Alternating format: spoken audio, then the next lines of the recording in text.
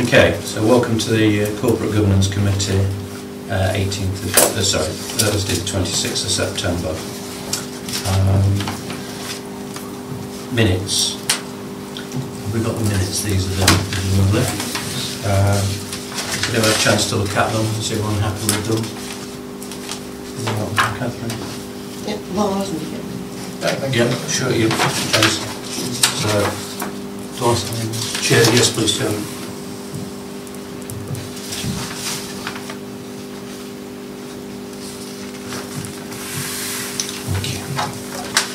Right.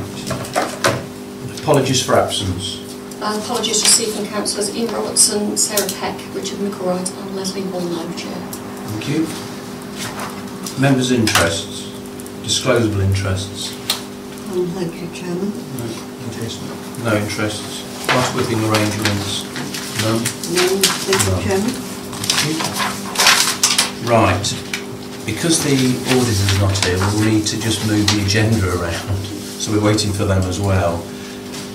What would you suggest we go to, Tony? If we go to item 6, the internal audit progress report. Right, so internal audit, page... It's Nick. That must be the shortest. You can put it on your CV now. I think that concludes the meeting. Fantastic. Good evening, everybody. Apologies for my delay. You didn't spot an auditor on your way in, did you? No. No, I'd spotted all sorts of other things on my way in, but not an auditor. People doing rather strange things back up in Leicester, which is not good for the traffic system. Do you want to start and do other things while we're waiting? Yes, we've Councillor Parker has taken the chair and started the meeting, but as you're Fantastic, Councillor Parker, do carry on. I'll hand over to you now. Thank you so much, Councillor Parker, for stepping in. That's all right. We're going to take item 6, Chairman, if you're happy with that, as the auditors haven't arrived yet. Absolutely happy to go to item 6, yeah. Okay. Internal audit, yeah. Yes, that's right, so... Okay, Scott, carry on. Lovely. Right, this is the first internal audit progress report of the year. It's quite early in the year for us, given the fact that we complete a lot of our work in the first couple of months as we're sort of closing down the 2018-19 work. But this report covers the progress towards achievement of this year's audit plan. It will pick up any known issues or impacts around our audit resources, and it will cover the work that we've completed up to the end of August. It will also then pick up management's response to any particular aspects that we've raised of significance to the control environment, and then there is also then another item of a recommendation of a minor change to the internal audit charter that we'll come to at the end. Okay, so if we first pick up the delivery of the audit plan and see where we are with that. We currently have a full complement of staff. We've made some good progress on the internal audit plan to date. Our IT audit providers have continued to deliver against the agreed audit programme, and they've made good progress also. But there's a caveat to that.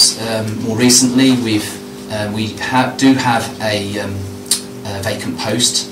The current corporate fraud officer has been seconded to another role within the council as a result of some other movements of staff due to the local government reform. So we are currently out to recruit to that post, and that process is going on at the moment. So whilst we have made good progress, I am still confident that we will be able to appoint to that post and continue to deliver both the audit plan and the counter-fraud strategy. To date, with that progress, we've had no audits that we've had to cancel, and there's been no new audits added to the audit plan. So the overall message is we are still on course to deliver the plan. The detail of the work that we've done to date is covered in a separate appendix, which starts from page 197 of the report pack.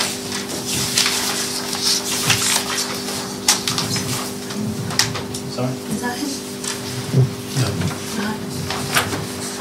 Which I will cover one or two aspects of that, and you can certainly come back to any part of this that you want to sort of pick up specifically with me. There's two parts to the appendix. The first bit is really a list of all the areas of coverage, and then an indication as to the status of that audit, whether we have started it or not, and then completion of a finalised draft report. And then the second element of the appendix, a bit further on, covers all of the outstanding action plans containing the recommendations which management are continually looking to implement to agreed timescales. If I go back to page 189, it's actually at the bottom of that. The table's slightly gone over the bottom there into the next page. But it's a page that most of you will be familiar with. Councillor Lomax, this is one of the original tables in there that you may be familiar when you were last on the committee. There is the results from the internal control environment so far, given the limited progress that has been made, is positive. There are currently two minimal assurance ones in there, and I'll cover certainly one of those in a short while. And one of those is still in draft report stage. But generally the results are positive. We've got a number of audits that are coming along in progress, and since I wrote this report, one or two of us have come and been finalised, and they've also had positive results. If you look at the percentage of agreed recommendations, there's been some slight improvement in that from the position that was reported at the end of 2018-19, and we're still remaining in quite a strong position from my perspective. If we then look at the minimal assurance opinions, I've mentioned the one that's still in draft report. The detail of that is more appropriate for that to be dealt with at the next internal audit progress report, to ensure that management have the opportunity to respond to that. Not only the management that deal with the particular area there, which is around the Abbey income, but also these reports get presented to formal SMT meetings as well for their response. But the one that's in there that we have covered is on shop front improvement grants, and the issue of that in respect of improvements to most of the shop fronts along in the Daventry town centre. From that work, we had identified a number of issues regarding the administration and awarding of the grants. There were some significant deficiencies and inconsistencies in the process, and primarily a lack of oversight and formal approval of grants. And with that, there was a lack of separation of duties, one of the key controls that we expect to be in place across the authority. The service manager responsible for that area was also not formally reviewing any of the applications prior to them being awarded.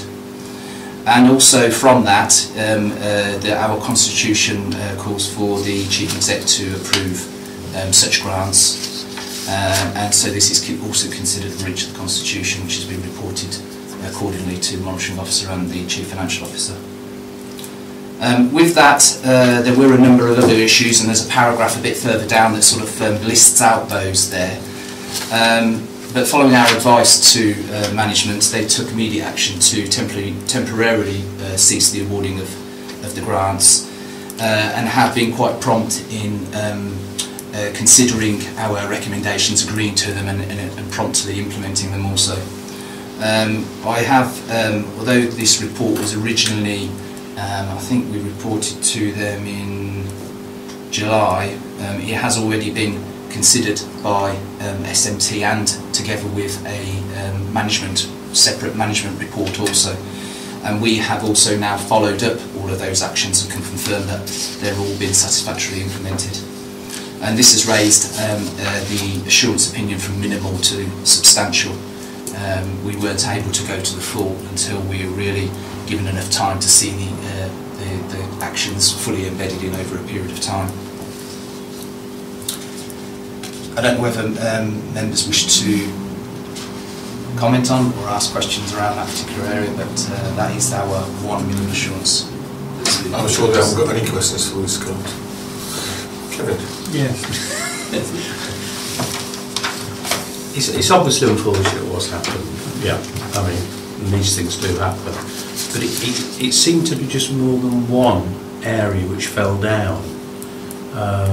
So it seemed to go through, should have gone through various people, various departments, and that didn't happen. That would give me the cause for concern, that it didn't follow a process with other people checking and things like that. So I guess what I'd be looking for, is there like on grants or anything else where there's money involved, usually you have like a front sheet and things are signed off and things like that, depending on the level and what have you, usual thing. Is that sort of thing in place or not, or am I just... For this shopfront improvement grants, in the wrong world? Other areas of grant? Well, for this one. For this one, there wasn't such a checklist in place, and so what we had done is originally this piece of work was looking at voluntary and community grants, the delivery of that. We added this particular grant area in as an enhanced bit to the scope of that audit, and we had to separate both of them, given that the voluntary and community grants area that we're looking at had those sorts of things that you were talking about and had a strong control environment. And what we would have expected was something like the shop front improvement grants that came in only relatively, what, a year or two ago, funding for that. So it's relatively new. We would have expected them to have probably learned off of those that have been doing it for a while, and that never happened. The intentions are there to deliver grants and improve the shop fronts within the town centre, but the control environment around it wasn't good enough. But that's now improved. That's now been improved. I noticed when it was reviewed, all the grants would have gone through anyway. So yeah, it wasn't as if something had gone through the net in actual fact. No, and in fact management determined that they wanted somebody independent, an independent service manager, to review all those that had been granted, and they came back with satisfactory results to say that they were happy with all of those. Thank you, Chair. Cheers. Thanks, yeah, it is unfortunate. Things happen though, of course, and in fact you could argue that it's only captured through your robust extension of your scope, looking at this, to understand that. I have a few questions though. There are a few. So the first one, are you satisfied that those individuals that made those grants without authority do not have any relationships with the people that received the grants? And have you looked at that? Well, that's one question. Another question is, who are they that received the grants within the locality? Another question would be, do you think it's prudent just to make sure for transparency that all those are named and it's circulated to all councillors? I mean, that's the first three. Yeah, I've got those three, and then we'll come back for some more. Yeah, I think some of those, I mean, certainly the level of detail for that is something probably should be posed to management in terms of, do you want that sort of information coming from? We were certainly looking at the control environment. We did pick up on the aspect of, as we do with grants from the fraud risk side, in expecting officers to record conflicts of interest if they are there. I mean, this piece of work is a probity piece of work that was done by my corporate fraud officer with a joint fraud audit hat on. So when they were examining a lot of the grants, they were also looking for aspects such as that, and none of those rose from the sample that we had selected. I can't categorically say across all the grants that isn't the case, but all employees are they are required to record any conflicts of interest around decision-making processes, such as a grant award. And just given that this didn't follow a tight procedure, can we just go back and just make sure that happened then? Audrey? Sorry, Chair, if I may, as Scott said before, an independent review was done of all the grants that were given out. That's already happened, and like Councillor Parker says, actually once that review was complete, all of those grants would have been given anyway, so there has already been an independent review on top of the audit, the probity audit that was there to give the assurance. So that's my very next question. Who was part of the independent review? How many individuals and who were they and how were they appointed? It wasn't a formal independent review as such. I mean, management determined that another service manager within their area, within their team, undertook it. A relatively new service manager to the authority, so not having any allegiances with certain officers, I think would be a positive with that as a plus in terms of their independence. I was certainly satisfied, and certainly SMT at the formal meeting were satisfied that that individual was taking on that role. So independent of that team? Independent of the service area, for sure, yes. But still an officer of this council? Yes. Yes. Service manager level, so of the right level as well. So you just annotate that and make sure we know, because independent means something different to other people. To me and to the public who've got access, and they're independent. I don't know if others would agree that that's needed or not. No, sorry, Chair, in terms of risk and in terms of the grants that were given out and the work that had to be completed before, this was for a shop fronts grant, so it's not like we just give the money out without the work being done. So as part of that as well as the when we say independent check, separation of duties and having somebody independent, and in terms of the amounts that we're talking about, we certainly wouldn't look for this to be involving independently outside of the council. I think, Chairman, if I might just start, independent in this terms, it means somebody who was independent from the original decision-making process. Well, not as read though, that was all. It might be a moot point, that's all. Hi. Scott, can I ask? Yeah. How many grant programmes are there in the council? Well, we picked up the voluntary and community grants, which are required to be approved by Chief Executive. The shop front improvement grants is another one, and that's pretty much it, other than the home improvement disabled facilities grants, where they are regulated by an act, and the authority of that goes through Maria Taylor as the community manager, executive director of community. So we don't need to dip sample the others, because we've got some. Yeah, we've done some work. It wasn't last year, the year before, on home improvement grants, and we're also programmed to do some work this year on the care and repair, which are the ones that facilitate those grants. So we do. It is high now. It is a high risk area for us. So it is an area that we do pick up periodically. Okay. Carry on. Okay. We'll finish off this item and then we'll... Yeah. Sorry, Catherine. Could I just, so that I can understand this fully, presumably at some point somebody in the finance department has to sign off a cheque. I don't know, but is that actually what happens? And at that point, surely there must be some sort of check of paperwork. Happy to take that. If you want. Yeah.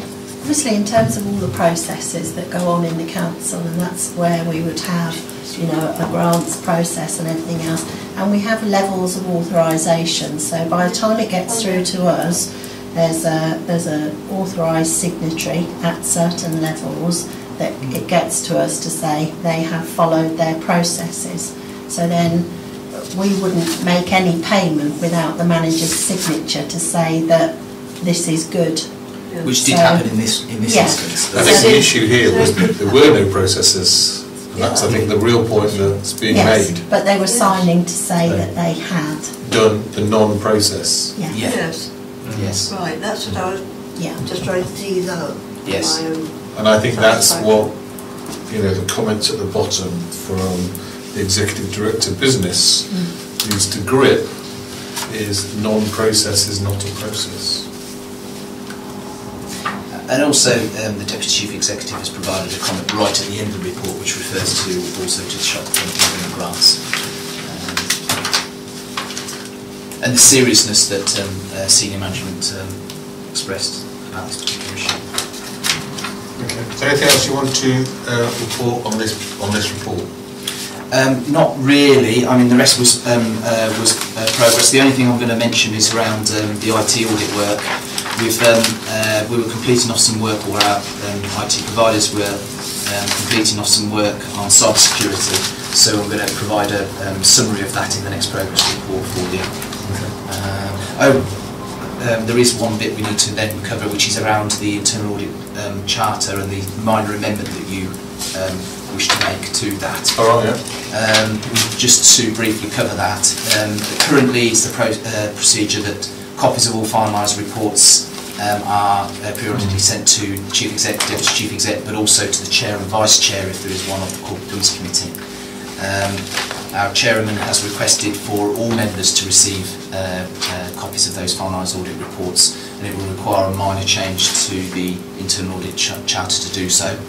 The only thing I really wanted to mention really is in paragraph 4.20 is around just to remind members that of the responsibility for what the responsibility of the committee is, and although certainly we have lots of different questions raised about the work that we do across the audit plan, but in terms of to ensure consistency for any inquiries outside of those meetings, really to go through as a conduit through the chairman, if that would be more of a okay. So really my recommendation then is to make the change to the... Do members have any questions for Scott before we go to the recommendations? Just on that, I'm assuming they are confidential, those reports. Well, they don't for have... the committee. I mean... Well, you've had them from me on an ad hoc basis when I'm able to send them. Yeah. They're not public documents. Right. They don't have their any... There's no data protection issues with any of them because there's no such personal data within those. But yeah, it's a moot point as to whether they are I don't think they're confidential. Confidential, but they're not. There's no commercially sensitive information in there. There's no council sensitive information. Of their reputation, and providing you treat them with respect, you should be fine. Yeah. Okay. So can I move us back to page 187, the 3 recommendations? Are you content to accept the recommendations? Do I need to measure a second or tell me? No, there's agreement. Okay. Is there agreement? Yeah, thank you very much. Shall we move back to item 4 and welcome our erstwhile auditors. Good evening. Where do you want to start? First of all, apology that I was very slightly behind the committee in Daventry. I don't think you should talk about Kettering like that, so... But carry on. Okay. Right, members, what you have in front of you is our audit results report that sets out the findings from our audit of Daventry District Council's financial statements for the financial year ended 31st of March 2019, and also findings associated with our value for money conclusion that considers the council's arrangements for economy, efficiency and effectiveness in its use of resources. Obviously in the minutes of the last meeting you'll recall the conversation that I had with members of this committee around the circumstances of the EY's resourcing position at that stage and decisions that we've made on a grouping of audits, of which Daventry was one, about rescheduling the audit to take place during August. It's still something, obviously, a matter of regret for myself that I had to have that conversation with Audra and members of this committee. The position that we have in the firm is that our resourcing position has improved through recruitment and further decisions that we've made on our resourcing position, operational position now and in the future, such that we were able to commence the audit as planned in August. There are two reasons why the audit opinion isn't being issued this evening. The first and perhaps the most substantive reason is because we have not yet been able to receive assurances from the pension fund auditor. The pension fund auditor is EY, but EY aren't able to commence the work on the pension fund accounts and provide assurances to admitted body auditors until the predecessor auditor, KPMG, are able to issue their statutory audit opinion on Northamptonshire County Council's accounts, which do include the pension fund statutory accounts. I understand that's happening today or imminently, and the position that our independence and risk management teams took in EY is that until KPMG had concluded their statutory responsibilities on the County Council and the pension fund accounts, EY were not then in a position to commence audit work sufficient to provide assurances to the admitted body auditors. And what assurances I'll be seeking as your engagement lead for Daventry is the systems and controls in place on at the pension, in operation at the pension fund, but also testing that's undertaken on benefits payable, but particularly the assets that are valued within the pension fund accounts, as they are quite complicated and difficult to value in nature. We do require assurances from the pension fund team that they've undertaken sufficient work on the pension fund financial statements to give us that view. And the reason why it has to be done at the pension fund is because Daventry take the share of the assets and liabilities within the pension fund. So doing direct work is both costly and inefficient and ineffective to do that directly from this audit to get to that level of assurance. So that's the substantive reason why the audit isn't, the opinion can't be issued this evening.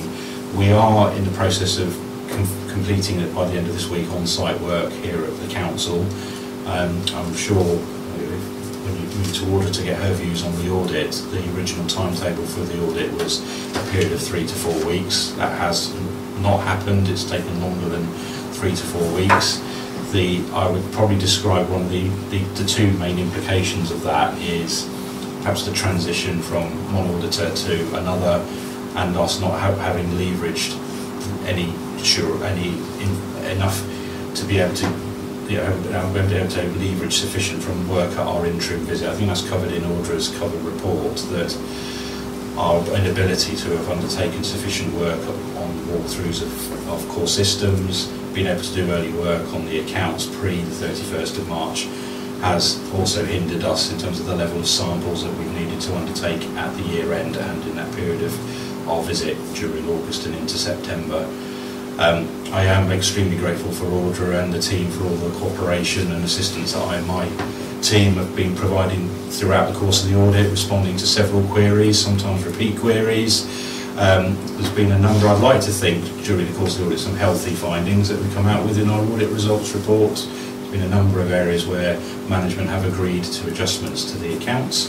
There's no area as yet that I'm aware of that we haven't agreed a finding that results in an adjustment to the financial statements, which I think reflects well on the culture here at the council about getting the accounts right, but also accepting any findings that arise from the audit process. I think I also would acknowledge that communication from our side in the early part of the audit during August could have been significantly better, though I think that has improved during the period when individuals came back from annual leave, and there's been more weekly updates on our position across all of the areas of the accounts. I am content that actually we are into the final, in terms of the work we have to do on the audit of the council's accounts and the work that we can do here out at Daventry. Actually, we are into the very final stages of that work. So the main and the substantive item that will prevent us issuing in a timely fashion is now going to be substantially the pensions assurances that we get. And what I would be looking for from this committee is a view about how you want to receive the final position back from myself. Different councils across Northamptonshire are taking different approaches on this. There's either a delegation through consultation with Audra and through the chair of this committee about any matters that are not material to the accounts, and that's perfectly acceptable. Before conclusion, there's also a view of coming back as a matter of course to bring the final position back in front of this committee, and that's equally acceptable. What I would say, I'm sure Audra would echo this as well, is if anything else arises that is of a material consequence, it is a matter of good practice that we would come back before this whole committee and update you.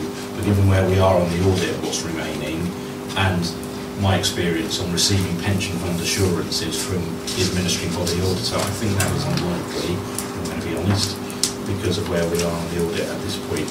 Would I have liked to have had the audit of the council's accounts here on site finished well before this meeting? I think the answer to that question is yes, but equally your audit relative to others in Northamptonshire is concluding on site by the end of this week and in a pretty good position in terms of my ability to close out from here. I'm happy to walk you through the report in each section and set out the adjusted findings. Happy to be guided by you as to how you want me to run through the report, but that's the key messages from me. I'm also very happy to take any questions and thank Audrey and her team for all the cooperation and assistance that we've had while we've been on site at the council.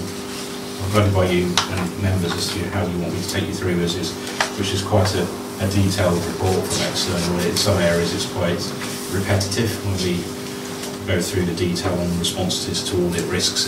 It does repeat the things we said in our executive summary. Well, thank you for that candid reply, because when I read Audra's coded words of "it is disappointing that despite our best efforts," it's actually a damning sentiment, because she never writes things in the way in which we might suggest and write them.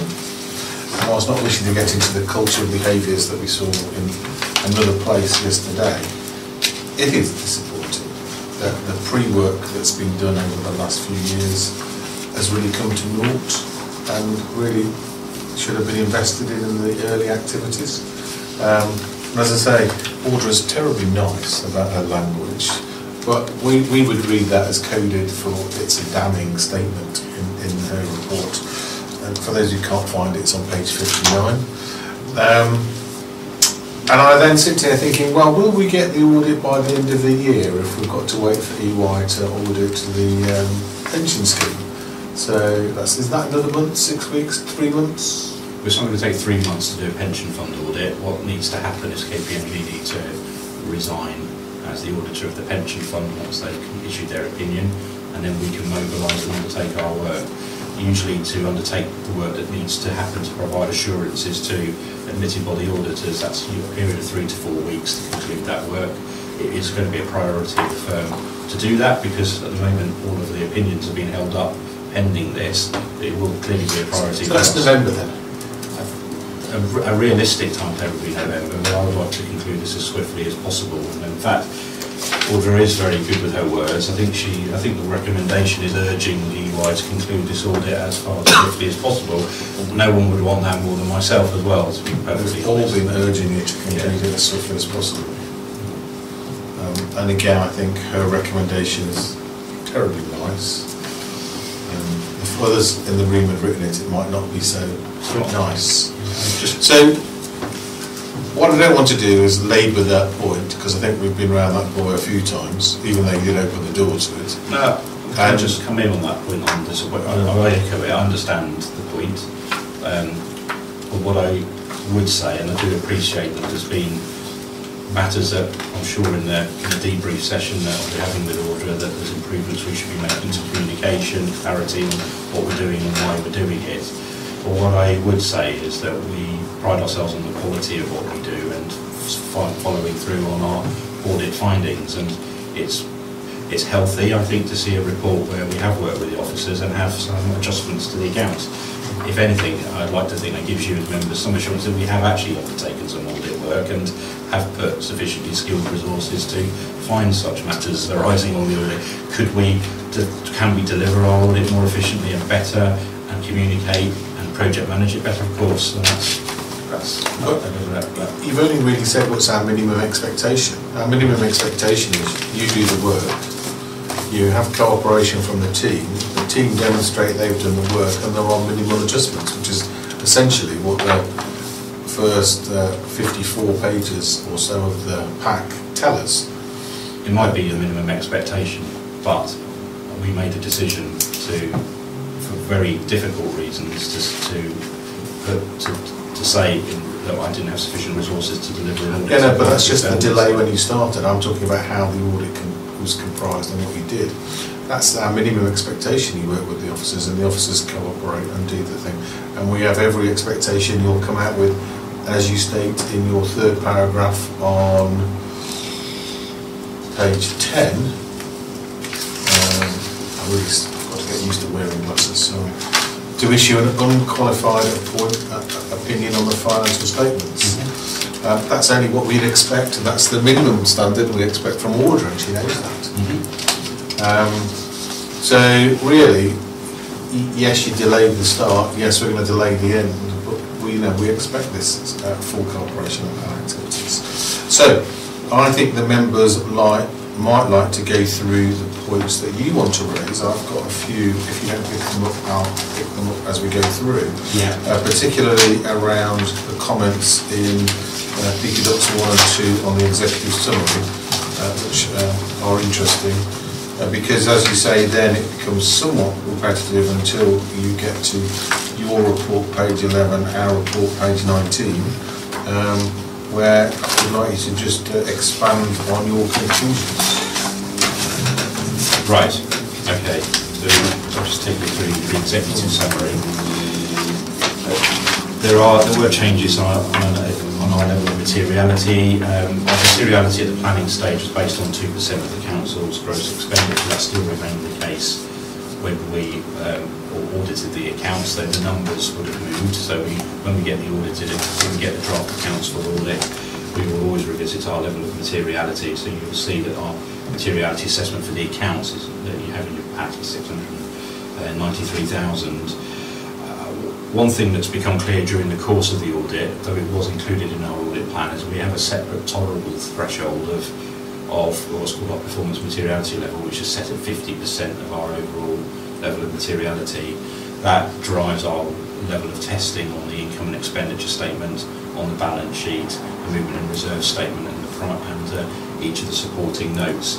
And we have a range in EY between 50% to 75%. Because this is our first year of audit, we've set that level of 50% because until we have built up our knowledge of your control environment and our history with you, that range and that level will increase. So our performance materiality has been set at 347,000. Now actually that's an important figure, because one of the matters that the council did do quite rightly is that there was a judgment on the pensions liability after the balance sheet date, to do with the McLeod judgment, which is to do with age discrimination, and guaranteed minimum pensions equalisation, which is the restoration of past service costs between males and females. Now the council rightly saw that as a post-balance sheet event activity. They got an actuarial advice that came up with a revised estimate. That estimate was below our level of top line level of materiality, 0.31, yeah. But the figure itself was just above our revised level of performance materiality. Now at the time, Audra and the team communicated what they were doing before we started the audit. I was content for the council to update its disclosures in the draft accounts. As we've undertaken the audit, I think we've had a conversation about the changes that have arisen from McLeod and GMP from our other local authority audits. And I think the council have agreed, albeit reluctantly, to make the change to the financial statements to incorporate that revised estimate. Though I want to be very clear that the council did all the right things to disclose the change in the published accounts before the end of July. So that's page 22 from the newsletter. You may also recall when we presented the audit plan that we had significant audit risks associated with the collection fund surplus, business rates provisions, recoverability of debtors. And the reason why we had those risks was the position at Unitary at that stage. Also proposals that were happening across Northamptonshire on collection fund surpluses, and where we thought there may be an incentive or pressure that was being brought to bear across the districts around provisioning use of reserves and impairment assessments on debtors. We took the view that based on our knowledge of the council up to the financial year end, that actually a lot of those circumstances had moved away for different reasons, one being the delay on the Unitary being established, the other being collection fund proposals not seeing the light of day, and our ongoing discussions with finance officers here, we downgraded those risks associated with collection fund surplus and provisions, and we tested those to the same level as we would any other area of the accounts. I think I've covered on the status of the audit, the position on the pensions. On audit differences, could I, instead of going through the executive summary, perhaps the best way of taking you through the audit differences is to take you to page 29 of your papers.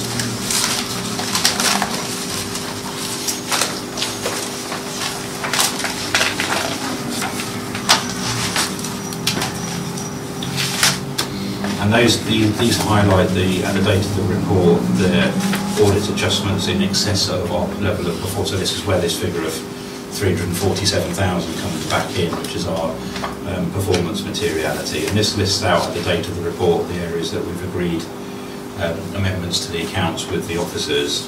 I think there's one area that we're just waiting for a final clarification on those figures, which is to do with some of our work on the valuation of the council's assets, which have been valued on a depreciated replacement cost basis.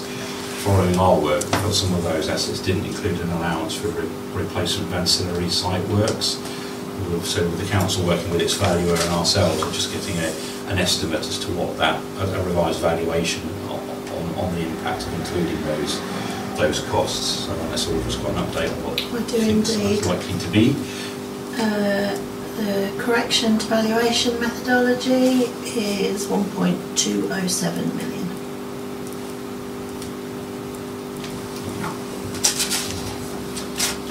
An increase of 1.207 million. I'm also aware of some disclosure changes to do with the housing benefits subsidy grant, some more disclosure changes associated with related parties, and a matter that's actually below our performance materiality of 347 to do with provisions that we didn't feel actually necessarily met the criteria. But the reason why I'm just going through this particular page is to give you assurances of members. There's nothing in here that A, management haven't agreed to amend, B, we're not left with any material uncertainties at the date of this report, and even getting latest figures that we are reaching now gives me comfort that we are closing on the position on the council's audit with no remaining material uncertainties, and indeed no uncorrected misstatements that you need to take a view on as a committee, which is always a cleaner position to be in when we're concluding our audit. Audra? Yes, sorry, if I may respond to some of those that have been mentioned so far by Neil. If I just cover off the McLeod issue, as Neil said, we did agree a course of action in terms of you do the accounts, and then if you're aware of information afterwards, it's a post-balance sheet event. And we look very carefully at the materiality levels to decide what work needs to be done. And because we were working on the original materiality levels, that's why we just kept it as a note, as a post-balance sheet event. Unfortunately, it wasn't communicated to us that the materiality level had dropped, so we were talking about a difference of 347, whereas the McLeod amount was 352. So we were £5,000 then the wrong side of the new materiality level. So, as I say, we did agree to put those figures through. I just want to make a point about the collection fund and Neil raising that as a sort of heightened risk. Members will all be aware that the County Council at the time were putting pressure on the districts to pay over the collection fund surpluses. But I just want to make it clear that went away because we absolutely correctly resisted that. We took advice, and there was never any chance of me paying over that money if I thought it was illegal and not within the regulations. So yes, it went away, but because we said no. So it's an important distinction for me.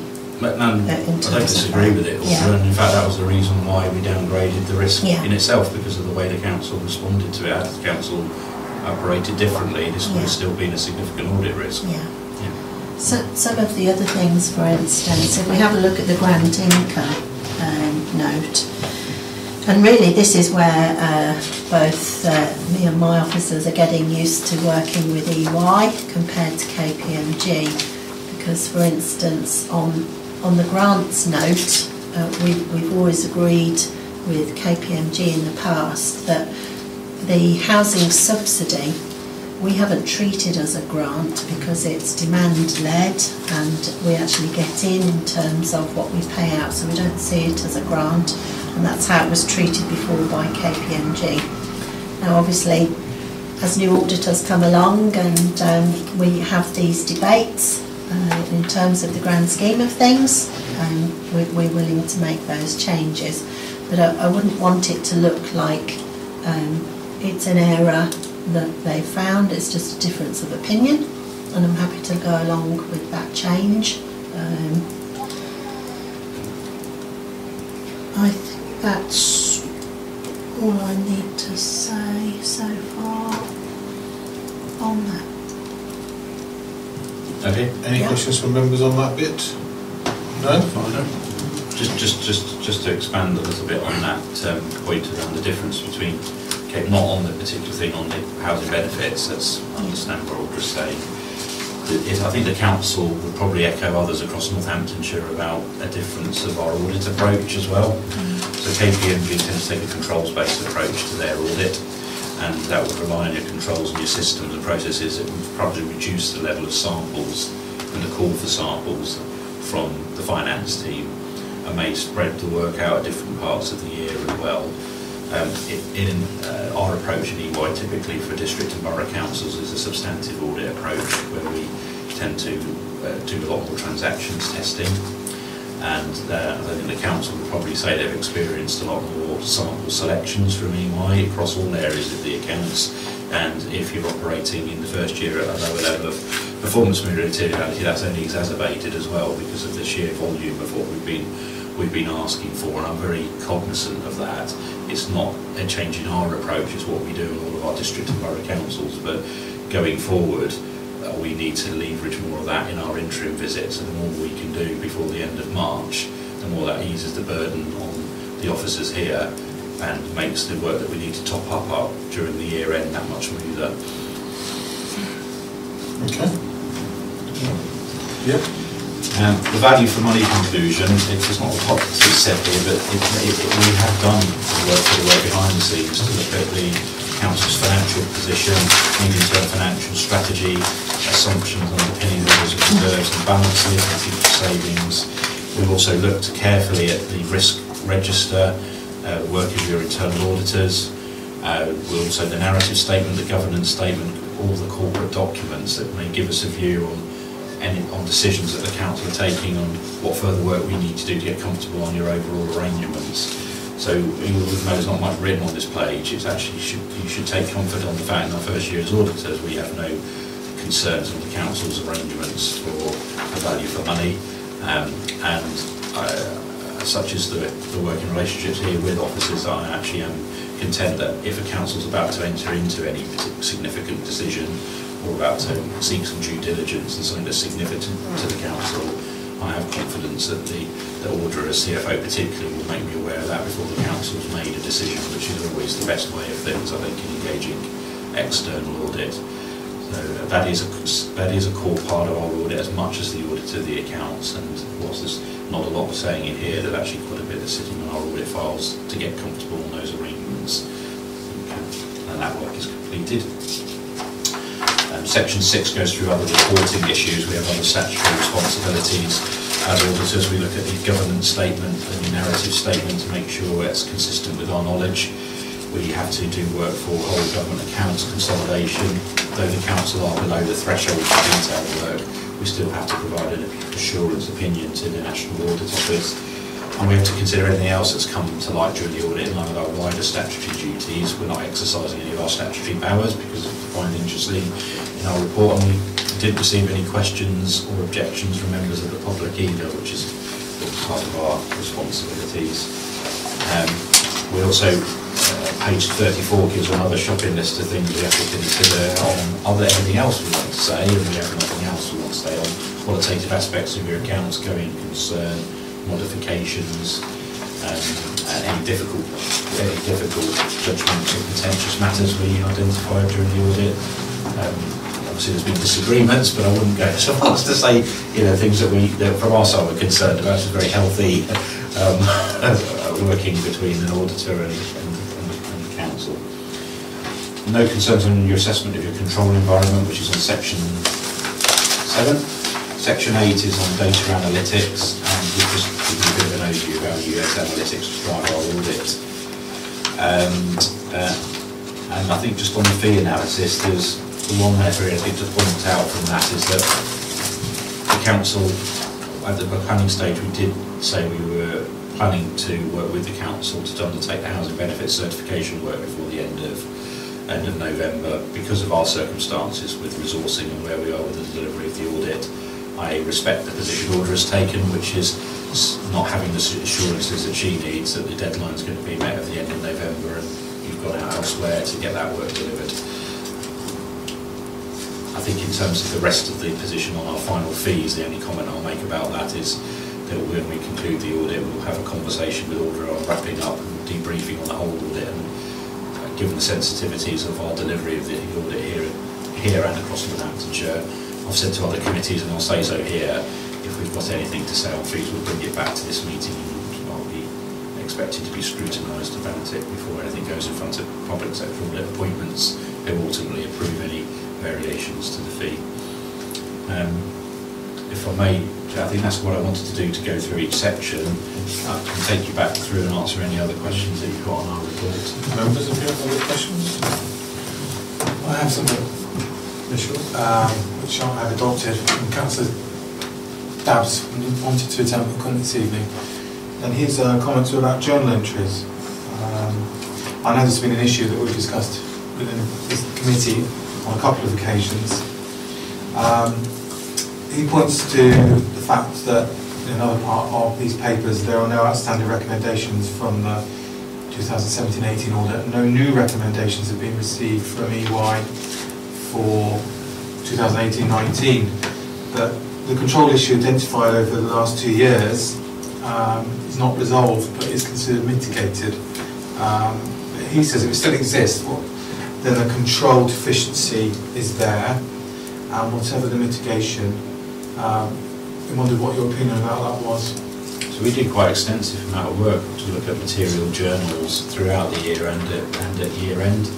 We and obviously looking at those journals, we make sure that those journals are appropriate and have been appropriately authorised, and there's an appropriate process at all the right levels to process those journals.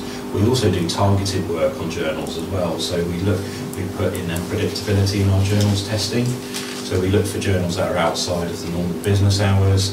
We also check to see whether there are any officers that shouldn't be preparing and authorising journals or not. We also look at where we've got particular risks on our audit, so incorrect capitalisation of revenue, and anything that may be manipulating the year-end position. We throw in predictability again into our journals procedures. So I know we've done extensive work looking at the council's journals in the year and at the year end, and I've got no concerns. Now there would always be control observations. I think it's always important in understanding what those compensating controls are and that they're operating effectively. So had we had anything to say from our work, we would have said so. If I may, Chair, I am aware of the issue that was raised on at least 2 audits where 2 of the principal accountants were able to input journals without them being further authorised by anybody else. Now, I was and would still be satisfied that that was okay, but I'm nothing if not pragmatic, and actually looked at that again, and those journals are now actually signed off by a second person, which is why there's no issues to raise as well. Very much. Gareth? Yeah, just go back to the fee analysis. Yeah. I think you said you've actually put in another week's work. Did you say that previously? Over the 3 to 4, so it's escalated obviously. In terms of our resourcing, it has gone beyond the time that we said. Now, we've got to be very careful about that from our own costs. So I need to be open and transparent with Audra about the costs of delivering the audit, and I will be really open about, I tend to do this with all of my audits, is irrespective of whether we even are proposing any fee variation, it's important that officers understand the quantum, especially in our first year, of what's gone into the audit. But I'm very clear that there's quite a lot of that will be transition time that we should be absorbing, the implications of the delays, the cost implications of from the officers of the disruption to the audit timetable as well. The fee I'm referring to here is predominantly and squarely focused on where we think there might be a scope change. So if there's been something that's outside of what PSAA would determine to be the scope of the audit, that is legitimate to have a conversation with the officers about, is there an additional fee that comes with that? Where I do accept a lot of challenges, you should not be charging additional fee because of the delay to the audit or additional time as a result of further delays. And unless officers have not been providing the information that we need when we need it, if there's been any issues with the working papers, again, that's, for me, that's fair position for an auditor to back and say, no, actually we've been caused a delay as well because of, if we had that, we would have said that in this report, and we haven't. So given your complimentary reports on Audra, we should be looking for a discount off.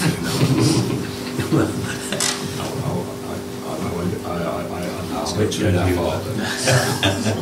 A question, Catherine, did you have anything? Sorry. Sorry? No. A question I have is really about next year. Will you be resourced enough to do the pre-audit work you need to do and the audit work you need to do to meet the statutory deadlines for next year? So I've just last week, as part of a number of things in terms of delivering these audits, but last week I authorised all of the resource budgets for next year. So this is bringing forward our planning and budgeting for next year's audit even further forward than what we did last year. And as part of that, I've been working with the manager about the phasing and timing of when we would want to do the Daventry audit next year, and I did encourage the manager to speak to Audra to make sure what goes on our resource board, which has gone on now, is very clear what we need and when we need it. In terms of the head count on in our team, when I came to this last committee, I think we were down 7 seniors in our team, and that's just in our Luton office. We've successfully recruited 7 seniors, and in fact we've got another couple to build additional resilience coming into the team. And there's always a challenge of onboarding new people into the firm and bringing them up to their quality standards, but actually that onboarding process is happening now. So am I more confident about the headcount position to deliver this audit in the timelines? Yes, I am. I need to come back though to this committee and through Audra to say out in the audit plan granularity about when are we going to be doing that. Now in the resource plan we're putting time in to make sure we get the planning done early, but I want to be able to come in at a point where we agree with the officers either in January, February or before the end of March we'll have done a significant amount of interim work. That's where you will get the confidence that we're back on track, and I'm well aware of that, and I've got to set that timetable out very clearly in the audit plan. But from a macro perspective, yes, we're back to headcount in our team, pleased with the recruitment that we've been doing. Is there a wider challenge, and just touching on your point though, and if you're not aware of it, was worth making you aware about the wider questions around the sustainability of public sector audit and financial reporting framework within local government. So Tony Redmond's undertaking a review at the moment, as are the NEO revisiting their code, and across the public sector 205 organisations didn't have their audit opinion issued by the end of July, and that's all across all audit suppliers. And obviously there's a lot of work happening now to make sure that those outstanding audits get concluded. But the challenge for every audit supplier is then concluding those audits and mobilising very quickly into next year. So one of the other things that we're doing to build resilience into our team is that in our work plan every year we do support our corporate audit colleagues in their busy season. So in EY we have corporate audits that happen out of our office, and typically their busy season is January and February. we won't be providing resource to our corporate audit colleagues until we are satisfied that we've caught up with our public sector audits in EY, so it's not just the head count, it's also our operating model as well. Now, in the past couple of years, we have been providing support to our corporate audit colleagues, and to an extent that caused us an additional problem this year, because had we not given several thousand hours to our corporate audit colleagues, we might have been able to do more of an interim visit at Daventry, for example. So we've got to safeguard that position too. But until you see it in an audit plan, I appreciate it's warm words from me, and I need to go through that with Audra and come back to you. But I'm much more confident about where we were on resourcing than I was at the last meeting. Well, we look forward to establishing that credence in due course. So I just got one question, which was on the housing benefit subsidy claim. I think somebody said anyway, you've gone outside for that to be audited. Yes. What would the cost be for that? It's £12,000. Oh, so okay. So that's not in the original figures, is it? But it won't be in this report because we won't be doing No. Absolutely. Okay, thank you. Thanks. So taking this in, what are we going to do in terms of the reporting of the completion of the accounts by the end of 2019? What do you want to do, committee? Do you want to... Can I kick off? I think they ought to come back here, personally. I think we just ought to go through it to make sure Neil's saying nothing's altered, even if it's half an hour or something like that. I think it's just right that it's brought back, that we've seen it, because it's an unusual position we're in, isn't it? Let's be honest. It's not, well, so I don't think it's happened before. So it's not happened since I've been here anyway. So I'd like to personally see it. And I'll get the counter view from Audra. No, Chair, it's not a counter view. For those of you that have seen previous reports, my next report, where you would typically be asked to sign off the accounts, and certainly myself and the monitoring officer and Tony at the time, we did discuss, because we knew that some authorities were going for a delegation, and actually I knew that sort of the timings that were sort of being proposed in terms of getting the pensions signed off would come in, fingers crossed, nicely for the January committee. So we didn't put a delegation in my report, because I agree with you, I was quite happy for them to come back. So we're in agreement. Oh, right. Of course. Well, unless the committee have other views, I think return in due course, please. And either approach is perfectly acceptable to me. I understand entirely where you're coming from. Anything else? I don't know if you want to go through Audra's report while the auditor's still here, or... I'm happy for Neil to stay or go. I was going to give you the option. What, as to whether... He stays or leaves, it's up to you.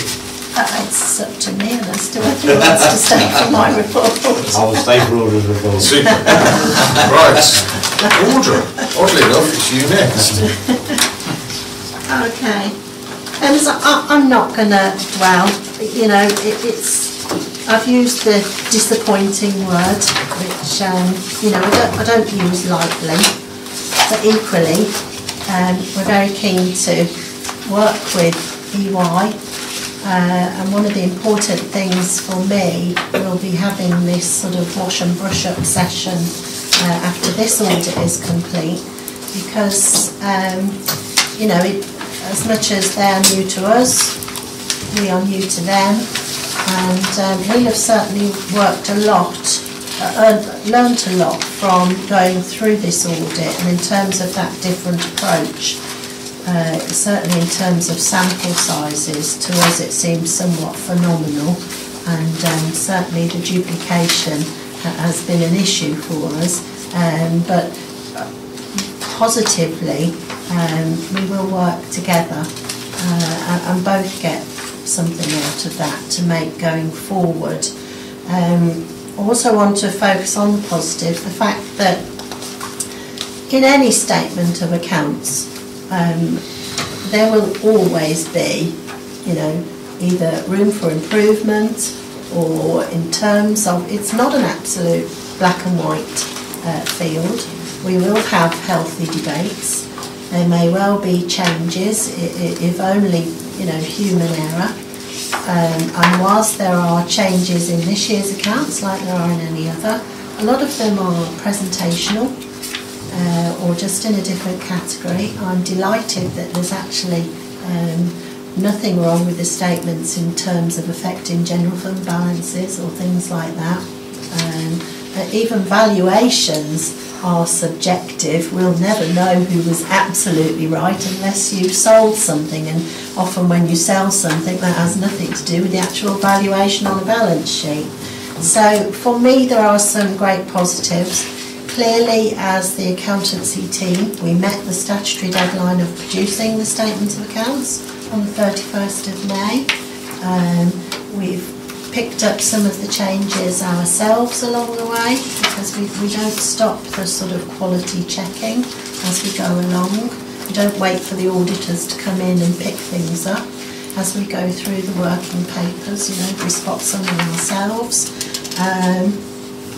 So for me, it is the first year that we've not got any recommendations, and that tells me a big thing, in that whilst mistakes are made, the overall approach is sound and robust, and I hope members take some comfort from that.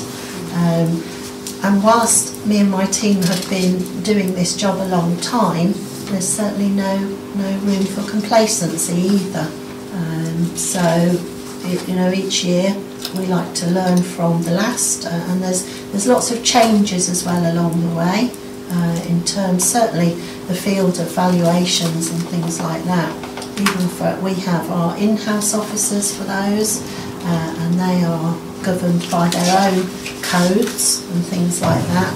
And there are many changes in there. Certainly one of the issues that was picked up as part of the valuations, the DRC, which is the depreciated replacement cost. And lots of other things that you have to take into account. But certainly some of these changes as well, again, should give you some comfort that we do have these debates and we're not absolutely stuck and saying, no, that's our valuation and we're not changing it. We do work with the auditors, and equally there are some things that they've said they have an opinion on, and once we've discussed it, they come round to our way of thinking. So of course you won't see some of those that are in there, but there's healthy debate, there's a robust processes in place, and I'm actually, apart from the fact that they're not signed off, I'm actually delighted with the results so far. I'm not going to go through the report line by line, because a lot of what's in my report is in terms of responding to what's been picked up to date.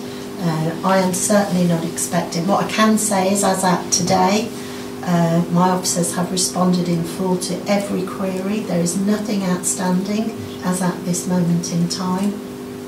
So I think it's down to Neil's turn now to review the answers that we've given to those queries. So no doubt there will be a bit of to and fro with those.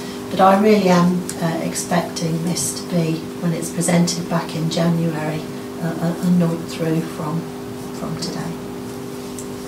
Well, we would never nod it through or dress it down. As in, there won't be anything else to debate, Chair. It would be very rude of us to do that, as it would to suggest you've been around a long time, nor that you don't ever take constructive debate. But I think the first thing I'd like to say is, following our comments last year about the narrative report, that's really seen an improvement, so thank you for that. I think all the comments that members made last year have been reflected, and it's certainly moved forward. I think the only thing I would say in terms of language, which residents might not understand, is on H corporate risks on page 81. the prospect of imminent local government reform in Northamptonshire. Even I had to think, I wonder what she means by that. And of course you mean the unitary, don't you? If this, as this is not quite a published version, it might just help to put brackets unitary so people get it, because everybody's not as bright as I am, or as I'm not as bright as they are, whichever way around it is. It was the one thing I went, what's she talking about? So I know that's really picky, so forgive me for doing that. And then if I can, on page 131, 29, officers' remuneration. I'm convinced I will have asked you before, and I'm almost convinced that I will have completely forgotten what you told me. But expense allowances, could you just explain that for me? Is that what they've claimed in expenses, or do we give them some allowances? What page are you on, Chair? 131. Oh, sorry, I'm on 121. That's why it doesn't make any sense. Section 29, officers' remuneration, expense allowance and benefit in kind. Yes, that will have been expenses. Is that just day-to-day expenses, allowances? Or do we give them an allowance and call it expenses? No, there's no allowances on top of their salary remuneration, so it will have been their day-to-day expenses. And a benefit in kind? The lease car. Oh, of course. And they're taxed on that? They are indeed. Marvellous, marvellous. That was all of my questions after reading a very extensive report and understanding it mostly beautifully, because you've trained me over the years. Still, it's quite good.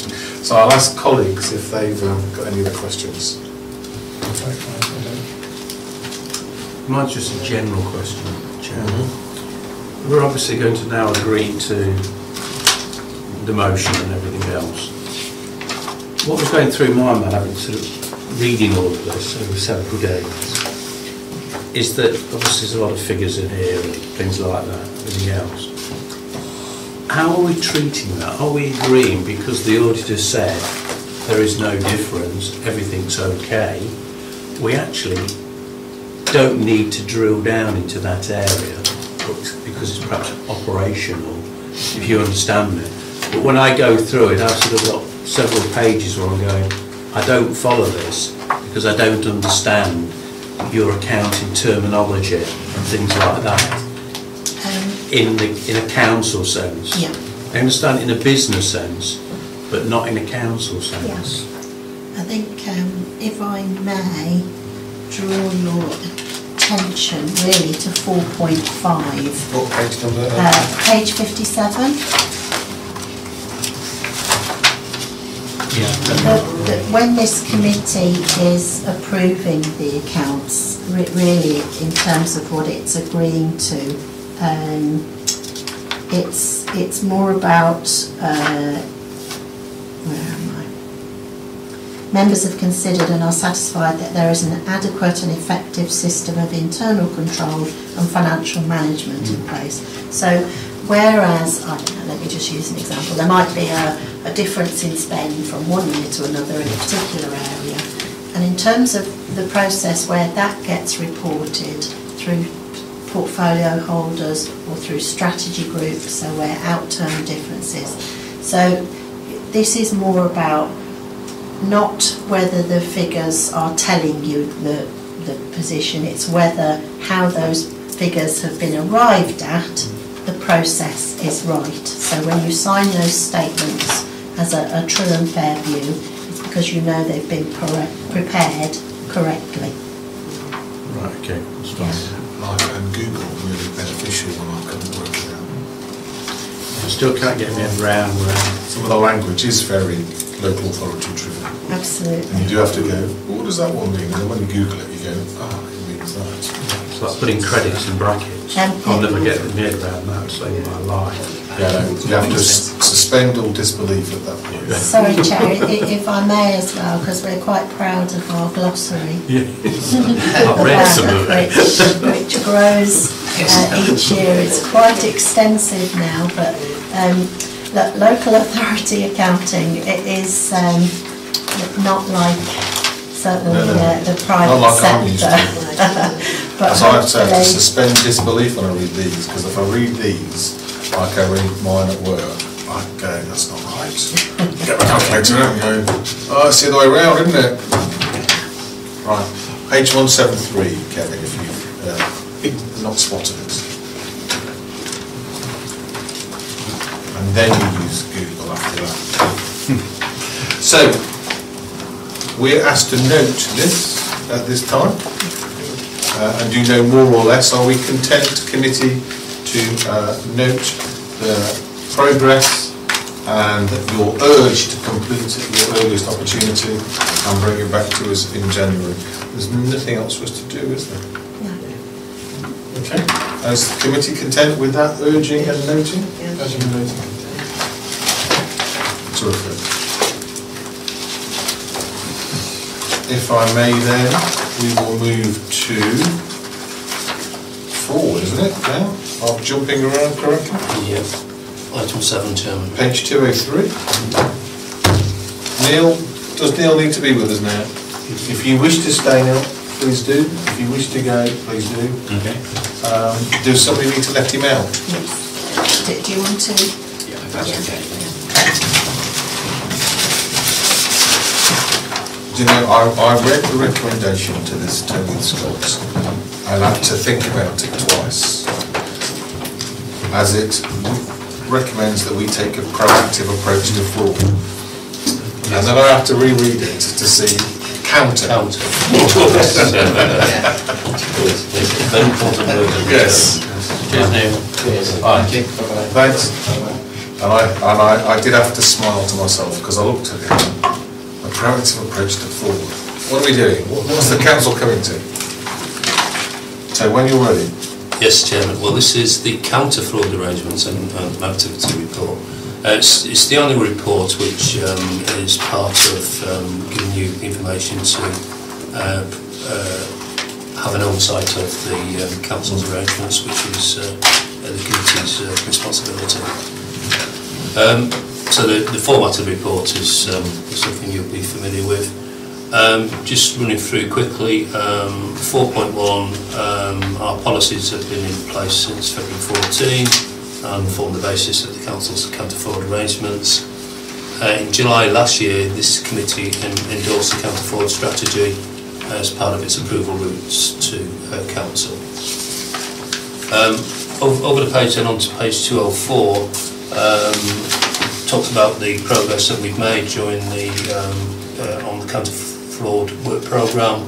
There's a number of bullet points there that pick out the issues which come from the appendix, which is on page 209 over the next few pages.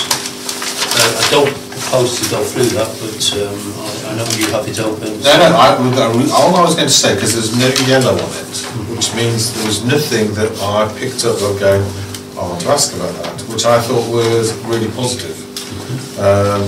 I just wanted to allow the officers to note that actually everything looks to be going in the right direction, and there are no significant frauds that have occurred or activities that we would be wishing to take note of as a committee, in my opinion. I'm sure members will have their own view.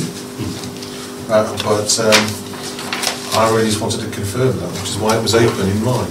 Okay, well, in terms of that's the work in relating to the strategy, I think within the report 4.2 talks about the actual investigation work over the year 2018-19, and you'll see there was one investigation commissioned by the monitoring officer. However, that bit of fishing.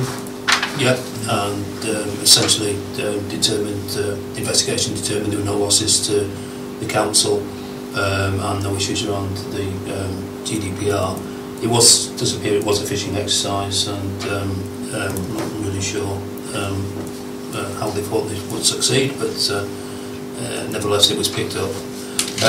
Then in the second part of section 4.2, there were 4 cases identified which were subject to initial inquiries However, the monitoring officer referred back to management for dealing with house. There seemed to be operational issues largely, and none of those 4 incidents resulted in any losses to DDC.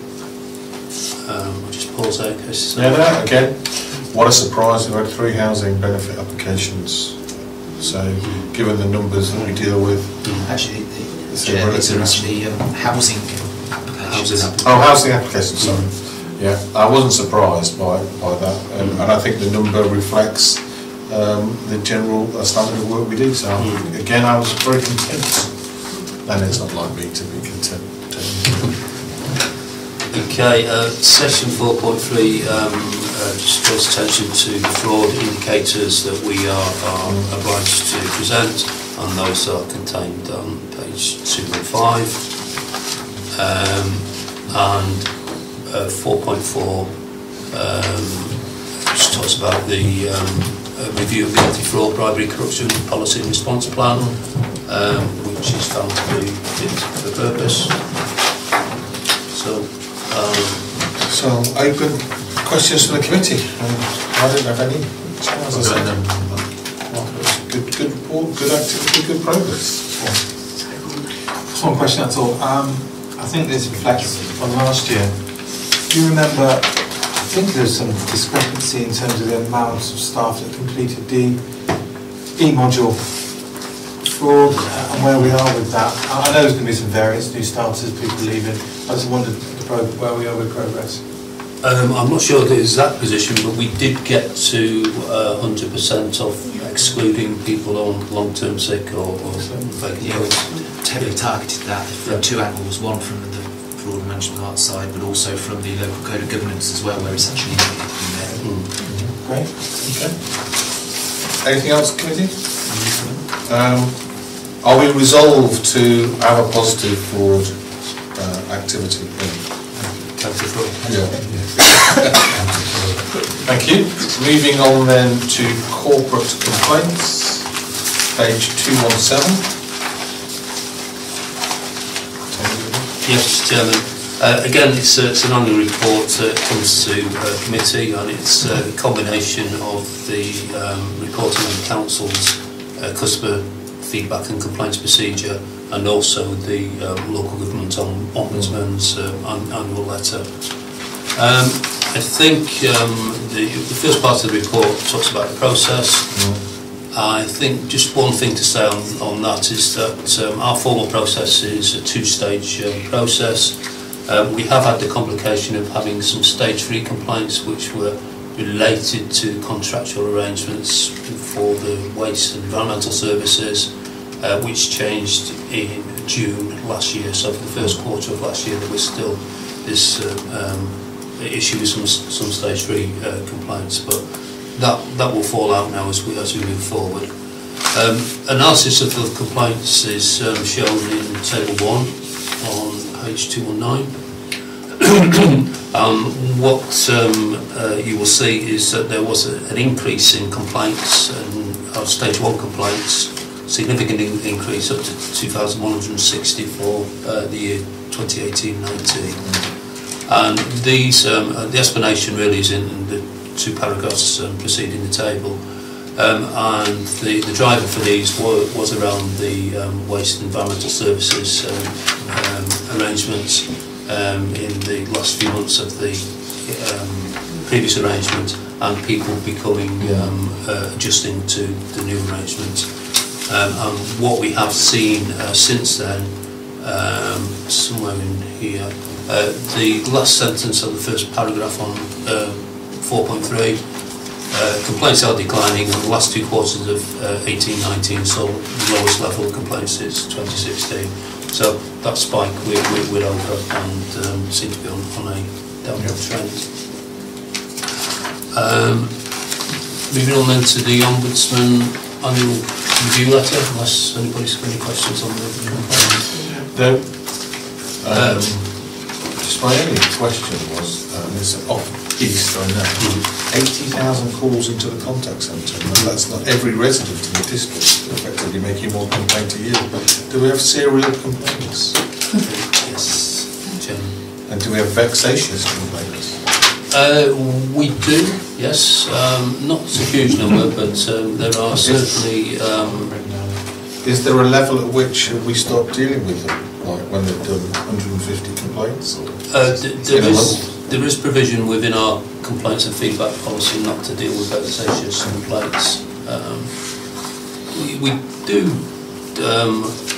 tolerate a fair amount of complaints, repeat complaints, before we'll sort of close the door on vexatious complaints. We try to help. Yeah, completely happy. Thank you. Tony, 4-4? Okay then, 4-4, the Ombudsman annual letter. The difficult to do direct comparison on these. The Ombudsman has had a habit of changing the way he reports from year to year, and also the way they report is they'll report complaints received within a year and complaints determined within a year, which aren't necessarily the same complaints. So if you're trying to follow the numbers through, it doesn't always work that way. But what we are saying is for the year ending 31st of March, we had 24 complaints and inquiries received, and decisions were made on 17 complaints. The Ombudsman making a decision doesn't necessarily mean that he's investigated the complaint. As you'll see, 6 were closed after initial inquiries, 5 inquiries were referred back so basically we lost one and it cost us 200 quid? Yeah, essentially yes. We had 1 complaint upheld, and I thought that was quite a good score. Seems reasonable. I think, and if you look at that in the context of the 2,000 complaints we received in the year.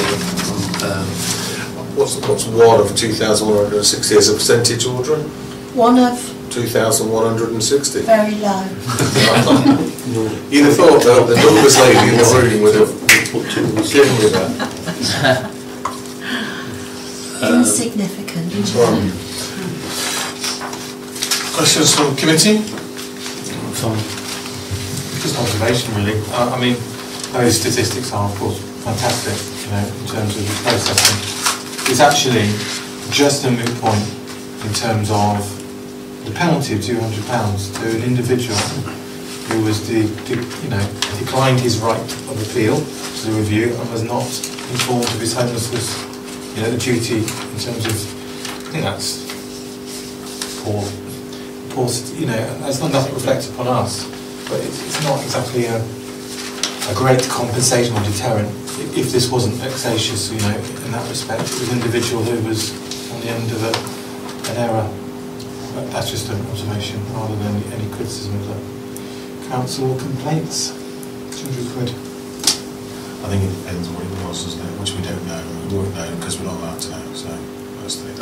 I think what I can say is that the council were disappointed with the conclusion that the Ombudsman had come to on that particular complaint, and I think there's a bit of code in the final paragraph on page 220, is we are seeing a difference in the way the Ombudsman deals with some complaints. Okay. Anything else, Committee? Happy? Are we happy to resolve that it's effective? Yes. Super. We then move swiftly to the report of the Chair of the Governance Committee. If you've got any questions or points, because it's not really my report, it's our report. Are you happy with it as our report? Yes. Yeah. Content? We'll accept that then. Then that is it, because no other business has been notified to me in advance of the meeting. So thank you all. And thank you for stepping in, Kevin. Let me know. When's the next meeting?